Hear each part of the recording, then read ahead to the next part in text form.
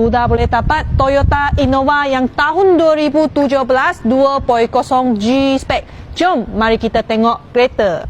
Sini dia punya cat original, color warna hitam.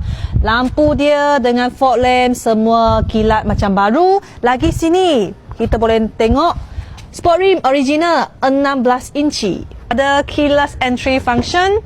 Dalam seat dia semua fabric seat. Cantik, tak ada koyak, tak ada cala.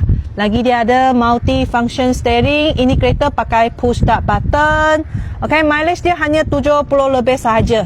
Meter, dashboard semua masih cantik. Tengah pun ada Android player yang ex-owner sudah siap tukar. Yang touchscreen punya. Mari kita tengok belakang seat. Belakang seat dia pun sama juga. Semua fabric seat, cantik, tak ada cala. Lagi dia ada aircon blower dekat atas.